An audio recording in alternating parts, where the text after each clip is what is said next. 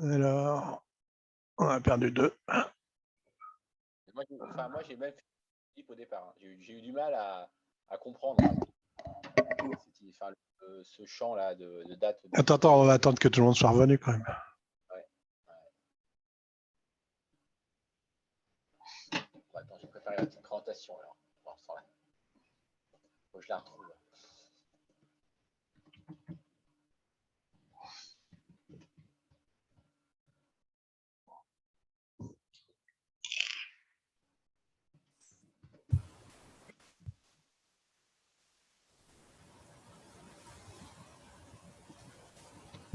Ah, j'ai plus de caméra, j'ai plus rien.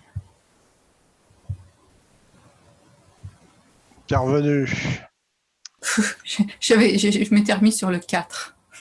Ah, ok. Il manque Laurent, il manque Philippe du coup. Ouais, il manque Philippe. Je ne sais pas s'il va revenir. Ouais, on était en train de parler des dates, des lieux en t'attendant.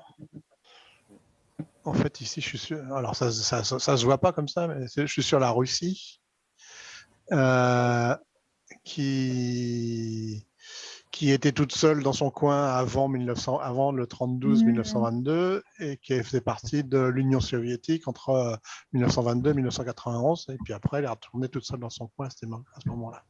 Et donc, en fait, ce qu'on disait à Philippe qui avait posé la question, ou Laurent ou Philippe, je ne sais plus qui a posé la question, Philippe, que pour que cette date elle apparaisse là, en fait, il faut la rentrer. Hop, pardon. Qu'est-ce qu'il me veut là, ce truc-là là voilà. Il faut la rentrer dans le champ en haut là. Il faut la rentrer là-dedans. Et si on l'a rentrée là, ensuite elle apparaît là, ce qui permet de voir la. Sont enregistrés, ouais. Ce qui permet de voir ce truc-là dans la hiérarchie des lieux. Donc on a la Russie qui a fait partie de l'Union soviétique, qui elle-même faisait partie de la Terre, là, et puis qui maintenant est toute seule dans son coin. D'accord, bah écoute, je vais essayer ça. Du coup, comment tu gères les réunions de communes et tout ça? Tu fais. Les quoi? Les réunions de communes, c'est ce qu'on disait tout à l'heure. Ah, bah attends, je vais retourner, j'en avais fait une. Toto Titi, Alors, ça, quand... tu fais Toto, qui fait actuellement partie de Toto Titi, mais qu'avant, tu étais tout seul. Ouais. Alors, si j'y arrive, s'il veut bien me ramener en arrière. Ce qui serait bien, j'étais en train de penser l'autre jour, là, c'est bien d'avoir les flèches pour revenir en arrière, là. Je ne sais pas si on va y arriver d'ailleurs. Non, j'ai l'impression que non. Où est la France? Ça serait d'avoir un grand plate là, avec les 10 derniers ou les 20 derniers sujets qu'on a visités, qu'on puisse cliquer dessus. Mais je crois que ça existe. Hein. Ah bon, bah, je l'ai jamais vu. Alors, attends. Moi, je l'ai pour les 10 derniers personnes. L'objet modifié, en fait. L'objet modifié. Les 10 derniers individus, moi. Oui, c'est ça, tu as un grand plate de modification des 10 derniers individus, oui. Ouais. Bon, alors, j'étais en train de chercher, je ne sais plus quoi. Fusionner deux. Ouais. Où suis-je? En Europe. Je cherchais la France dans l'Europe. Ouais. Voilà. Hop. J'étais sur je ne sais plus quoi tout à l'heure, là. En Normandie, je ne sais où, il y en avait un, là. Normandie. Où est la Normandie? Région. Parce qu'il y a une province et une région. Ouais. Et j'étais dans l'Orne, je pense, à Bagnoles de l'Orne, ou à Tis-Val-d'Aube, ça doit être pareil. Là. Donc là, du coup, je me retrouve avec une commune à Tis-Val-de-Raux, voilà, qui doit être la nouvelle commune, qui regroupe des anciennes communes. Donc, c'est un mauvais exemple, là, mais...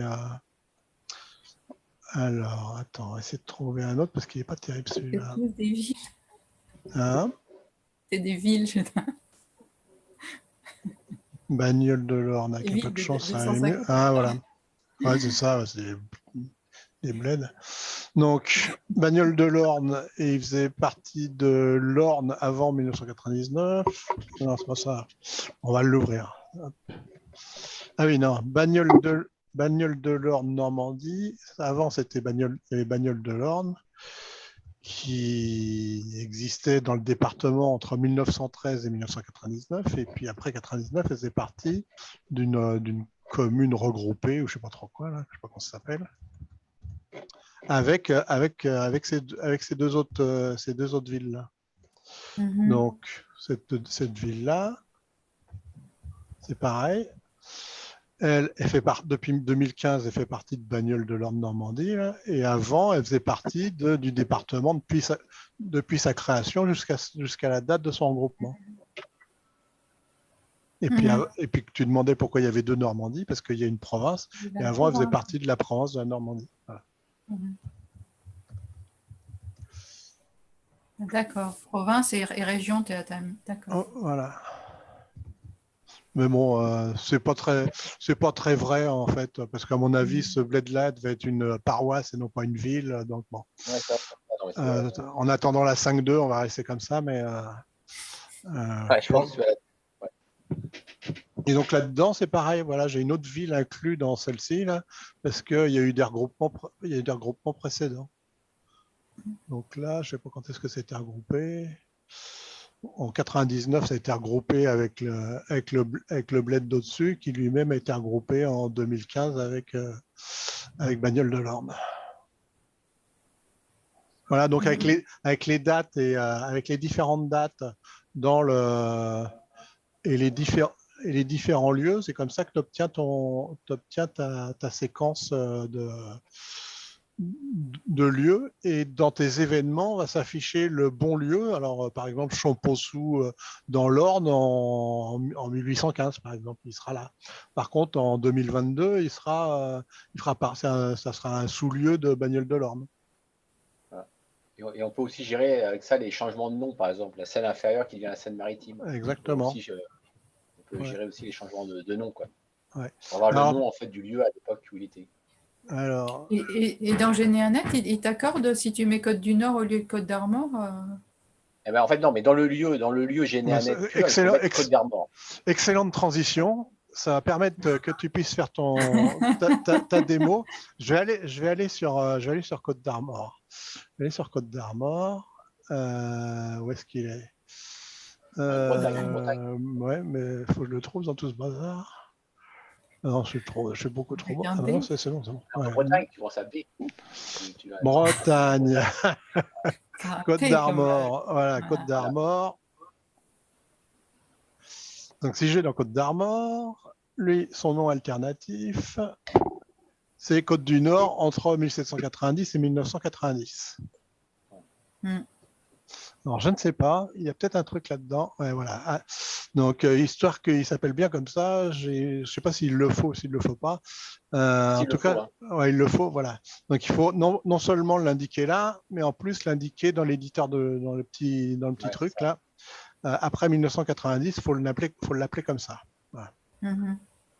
Sinon, il n'utilisera pas le nom alternatif. Sinon. Et donc, dans Généanet, grâce au greffon au plugin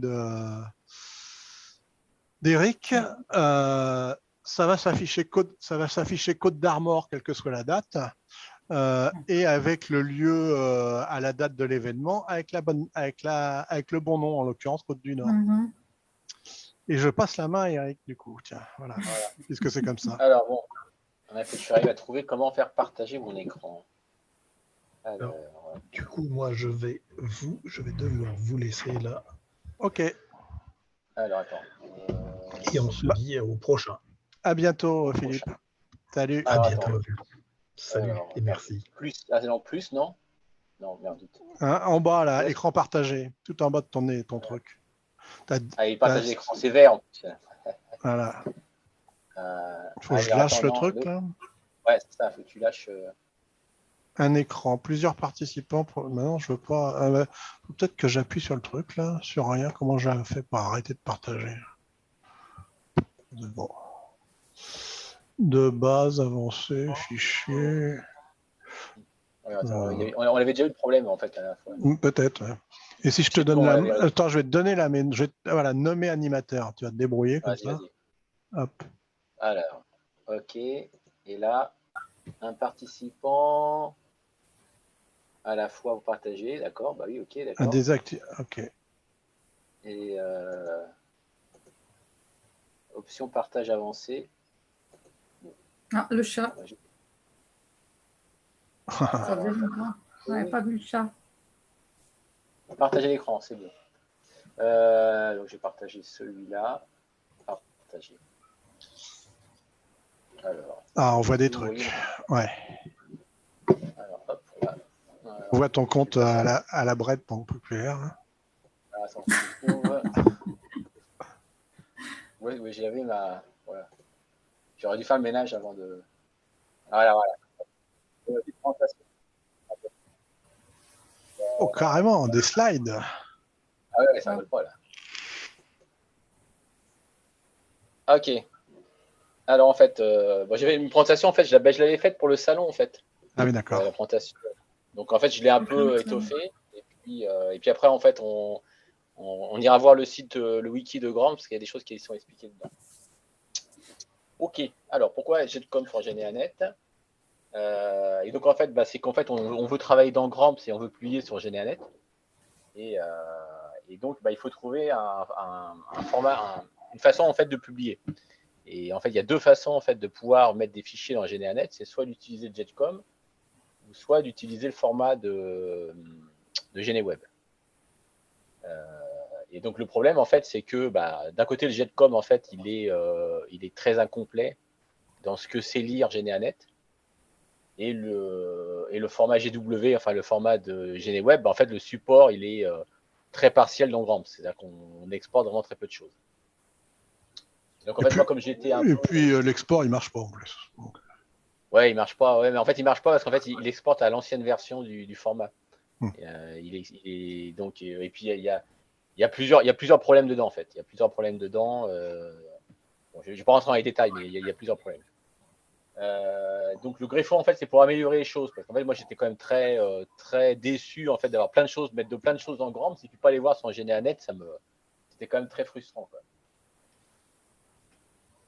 Et donc en fait, donc le dépôt en fait, je viens juste de changer l'endroit, donc je vais le mettre dans le forum GeneaNet. J'ai réorganisé un peu mon dépôt GitHub pour que ça soit un peu moins le bordel, parce que là c'était vraiment le bordel. Je l'avais fait quand je ne savais pas vraiment l'utiliser. Et donc j'ai séparé en deux en fait, où il y a le fichier à télécharger et le fichier où il y a les sources. Tu peux copier Tu peux copier l'URL dans la conversation, là, dans la discussion, là, que je vais la récupérer comme ça. Je la mettrai sur le. Je vais mettre une nouvelle version là, donc je vais poster sur le forum. Bon. Il va falloir faire une mise à jour. Ouais, parce qu'en fait, bah, il y a le truc, il y a ton cimetière, Catherine, qui apparaissait pas en fait. Maintenant, ça va apparaître. Cool.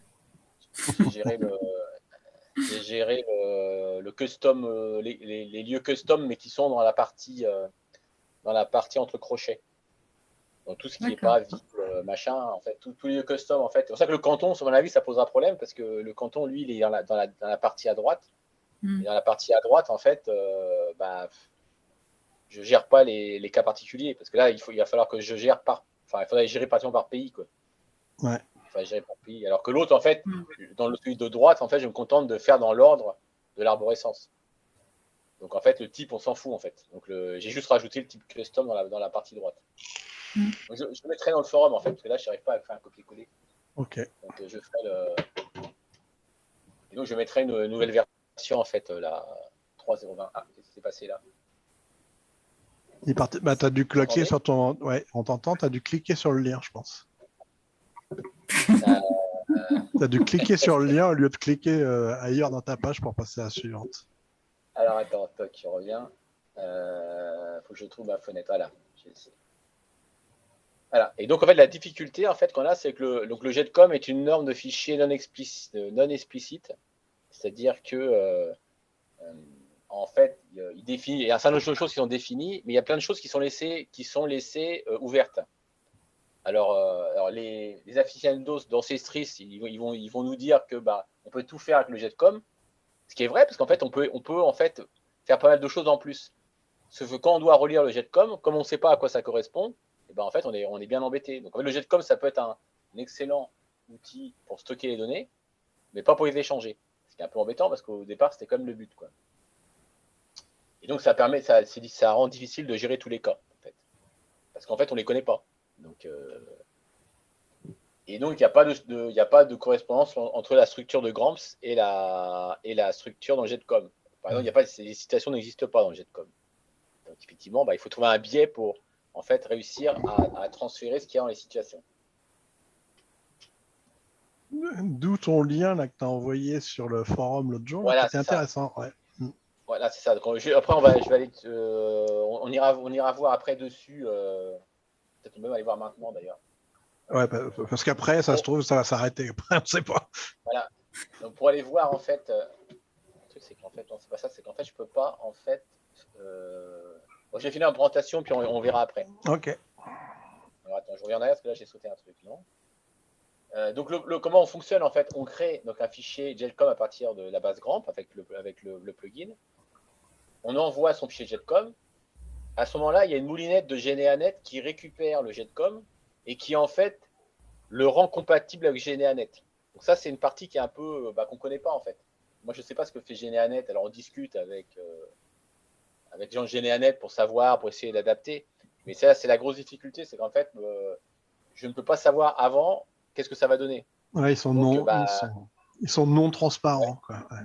Ah ouais, c'est non transparent. Ils sont non transparents et puis ils discutent, mais bon, voilà, il y a un moment, il ne faut pas trop abuser, il ne faut pas tirer sur la corde, quoi. C'est toujours un peu délicat, quoi. Les discussions sont toujours délicates et la monipette, il est opaque.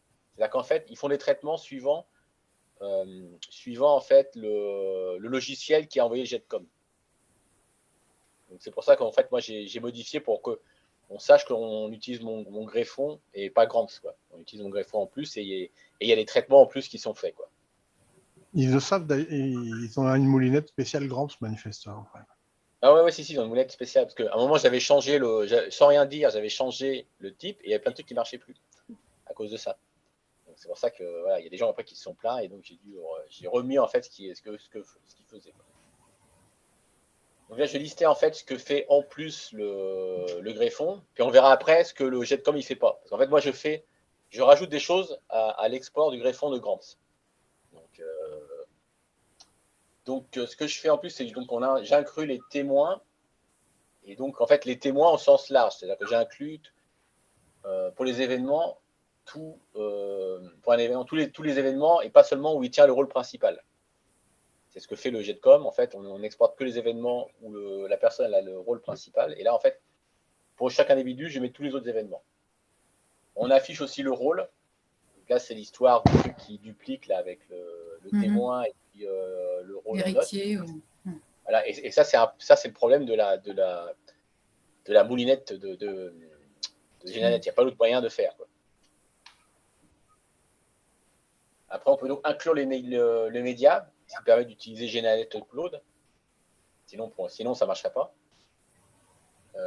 Après, il y a un chemin relatif pour les médias. Bon, ce truc-là, ce n'est pas très, très utile, hein, parce que ça pourrait être utile si, en fait, GNA-Net permettait d'envoyer les médias à la mode GNWeb avec un fichier zip. Mais bon, comme ils ne le permettent pas, ça permet en fait aux gens qui utilisent un GNWeb en fait de pouvoir faire le transfert avec les médias. Et donc c'est utile en fait pour le transfert GNA-Net Upload. Après, il y a inclure les dépôts dans les sources, parce que pareil, les dépôts n'existent pas en fait sur GNA-Net. Donc pour avoir le nom du dépôt, il faut l'inclure dans les sources. J'ai aussi rajouté donc l'export des attributs des citations. Donc on va voir tout à l'heure en fait dans ce qui n'est pas exporté dans le JetCom normal l'export JetCom normal de Gramps, il n'y a pratiquement aucun attribut qui est exporté. Il y a très peu d'attributs qui sont exportés en fait. Donc là je le rajoute dans les citations. Ça permet en fait d'avoir l'URL en fait surtout. Ouais. L'URL d'un acte quoi en général. Ça permet d'avoir les permalinks, ce genre de choses. Information qui peut être intéressante. Et pour pas exporter quelque chose, il faut le mettre en privé en fait. Du coup, un attribut par exemple, il faut le mettre en privé. Oui, c'est ça. Voilà. Si on veut pas exporter, il faut le mettre en privé. Enfin, si, évidemment, parce que, ou alors, il faut pas exporter ce qui est privé. Parce que si on exporte, si on ne coche pas la case. Mais c'est vrai que voilà, c'est le truc après, c'est de le mettre effectivement en privé, quoi. Ou une note, enfin n'importe quoi. Mais d'ailleurs, on veut pas exporter, il faut le mettre en privé. qui est à la base du privé, en fait. Le privé, c'est ce qui n'est pas exporté.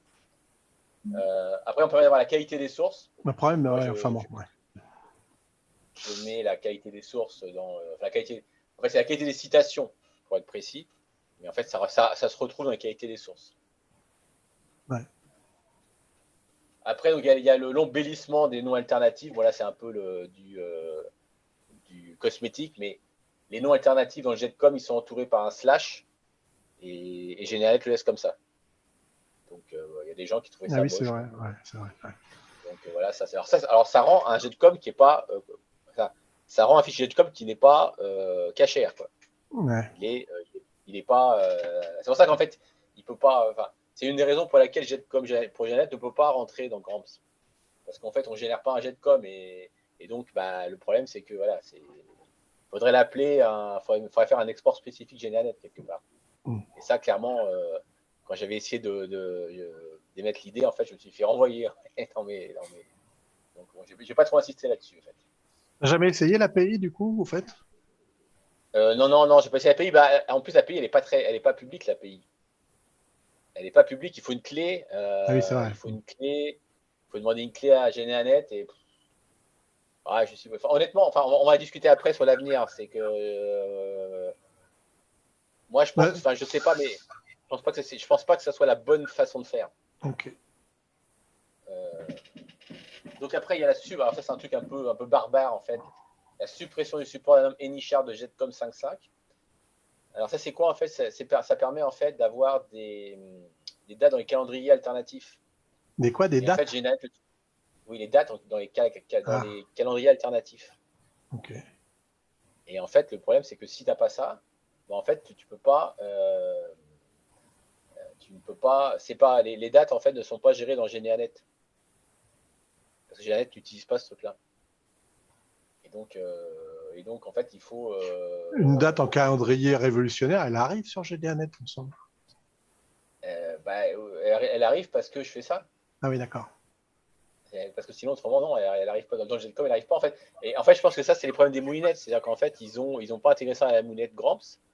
Parce que c'est GNWeb qui ne supporte pas ça, en fait. Donc, il doit y avoir une moulinette pour les autres, mais pas pour Gramps.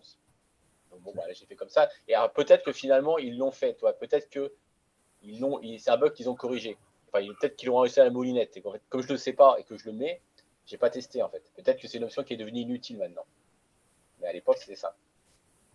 Il y a la gestion du nom usuel qui permet d'exporter entre double cote. Il faut mettre les cotes ou pas? Est-ce qu'il faut mettre Non, non, c'est le nom usuel. Alors, non. C'est ton prénom usuel, en fait. C'est pas le nom usuel. Voilà, oui. J'ai eu des soucis avec tous ces trucs sur la droite, là. Et... Surnom et les machins. Exactement. Ouais, c'est ça. C'est dans ton... Qu'est-ce qu'il veut, là c'est dans ton nom usuel. C'est dans tes prénoms, là, quand tu choisis un des prénoms comme étant le prénom usuel et que tu le mets dans la case de droite, là. C'est ça. Donc, c'est celui-là qui... Je regarde ça. J'arrive pas à avoir la main sur mon Gramps. Non, je m'appelle Patrice Philippe. Et moi, j'ai mis Patrice dans mon nom usuel et du coup, j'ai Patrice entre guillemets sur Gramps, sur GNet. Qui est le nom usuel. Il n'y a pas de guillemets dans Gramps. Par contre, il y en a dans GNet.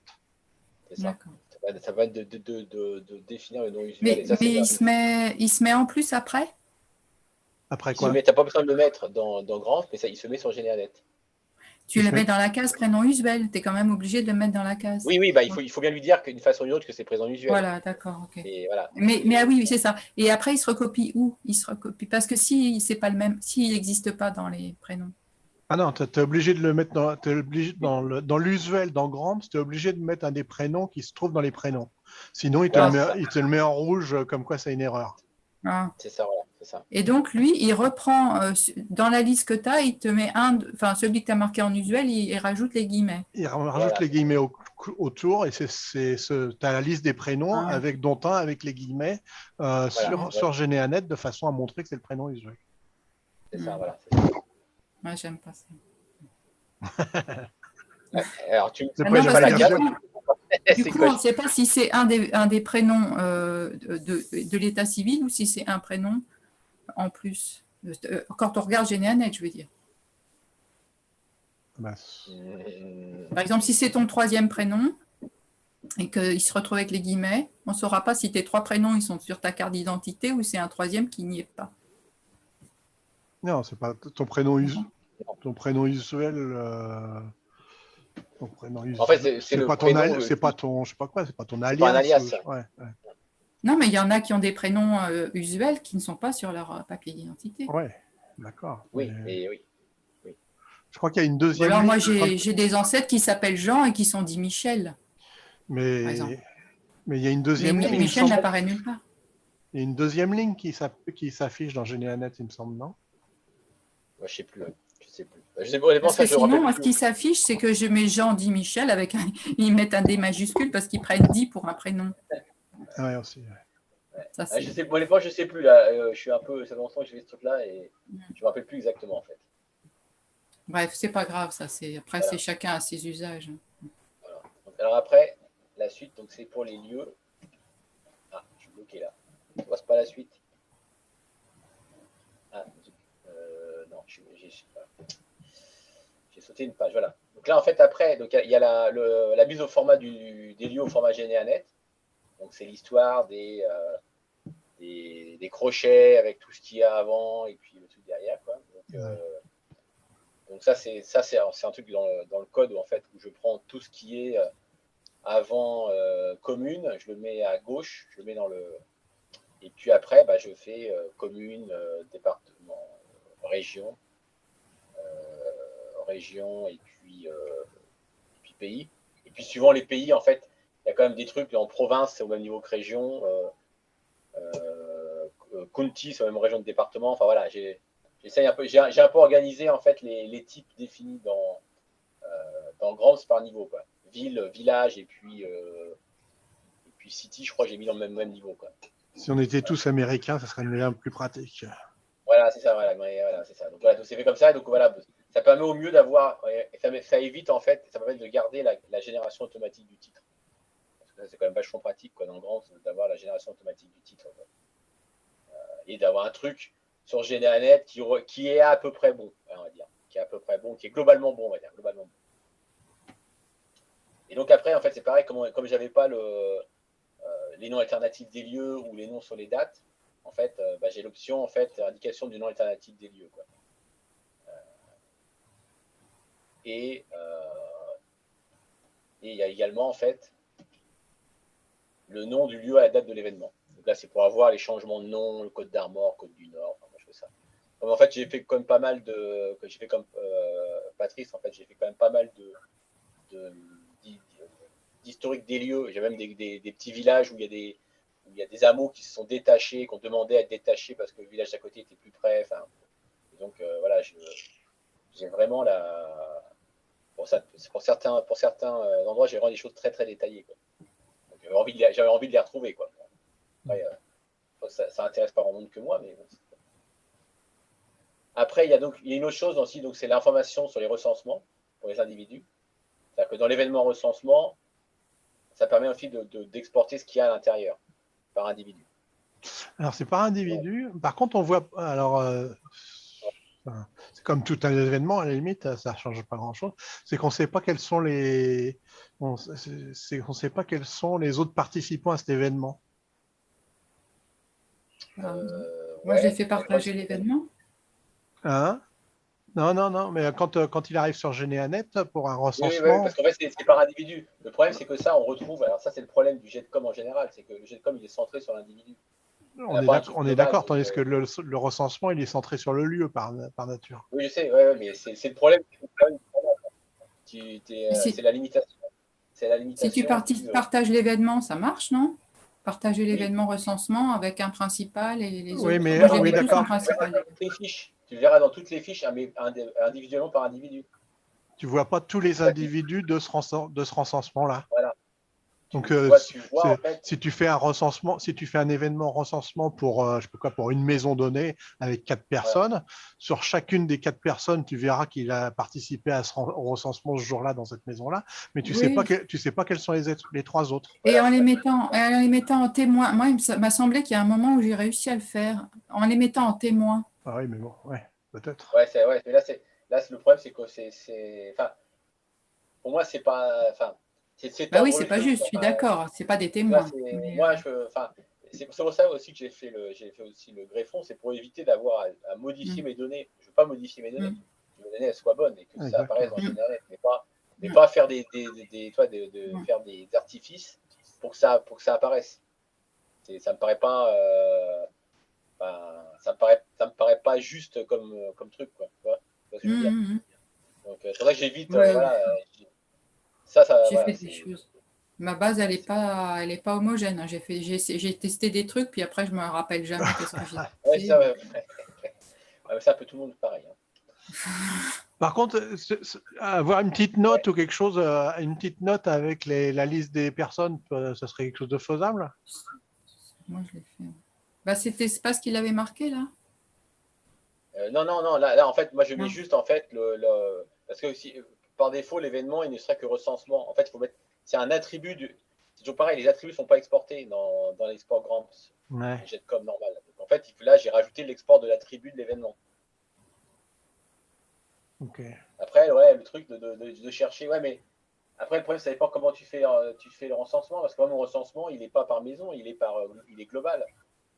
Ah oui, ça, Ah Ça veut oui. dire que tu seras obligé de mettre tous les gens du recensement, parce qu'ils sont c'est tous dans sûr le que si tu recensement. fais une ville complète, ça va faire un peu long, quoi. Ouais, moi, je fais des villes complètes, en fait. Là, j'ai commencé à faire le recensement du village où je suis. Il y a 5000 personnes. On suis à 500. Donc, si tu veux, c'est pour ça que naturellement, je n'ai pas pensé à le faire. Quoi, tu vois. Ouais. Alors après, il y a d'autres trucs un peu bizarres. C'est la suppression de la structure adresse. C'est un bug dans GNANet, ça. Donc, Juste avant de rentrer dans tes données complémentaires, là, ouais. ah bah il y a le futur, il y a peut-être des trucs après, je sais pas. Je vais attendre un peu peut-être. Données complémentaires. Ouais, non, parce que tu sais la question que j'avais posée là, sur Discord là, sur l'histoire des familles. Comment ça apparaît comment tu transfères les familles? Quand il y a plusieurs familles, quand quelqu'un appartient à plusieurs familles, par exemple ses parents et puis ses parents adoptifs. Oui, mais ça, le truc, c'est que C'est toi qui transfères pas ou c'est GNANet qui gère pas? je ne suis pas sûr que le Jetcom soit possible de faire ça. Ah bon, carrément. Je suis pas sûr. Tu peux pas avoir tu peux pas avoir plusieurs familles dans le Jet. Je pense pas que tu puisses être dans plusieurs familles dans le Jetcom. Je pense pas que tu puisses avoir un individu qui soit dans plusieurs familles. Et en fait, alors je sais que dans l'export GNWeb, quand tu fais un export GNWeb avec plusieurs familles, là, tu exportes le fichier GNWeb à l'export Gramps, l'export GNWeb de Gramps, il va être d'accord. Mais l'import dans GNWeb, ça n'a pas marché. Dans GNWeb, tu ne peux pas importer un fichier GW avec plusieurs familles. Donc, je présume que dans le Jetcom, ça va être pareil. Même si tu dois pouvoir l'exporter, peut-être que tu peux l'exporter dans le Jetcom, mais dans GNWeb, tu ne pourras pas l'importer. Ah, c'est GNWeb qui ne gère pas plusieurs familles à un individu? Voilà, je pense que c'est GNWeb qui ne gère pas plusieurs familles. Et en fait, le GNWeb, en fait, c'est plutôt des trucs du genre. Je sais qu'il y a des tags, de relations politiques sur ça. Allô, on t'entend plus là, je sais pas ce qui se passe. T'as l'air de parler dans ta baignoire là. Ah. Et là? Ouais, c'est mieux là. Non, ouais, c'est bien. C'est mieux, j'ai rapproché mon micro. Là, c'est ça en fait, c'est dans GNWeb, je pense, le problème. Okay. GNWeb, il est très centré famille, en fait. Famille et famille en bonne et due forme, quoi. T'es pas à plusieurs familles.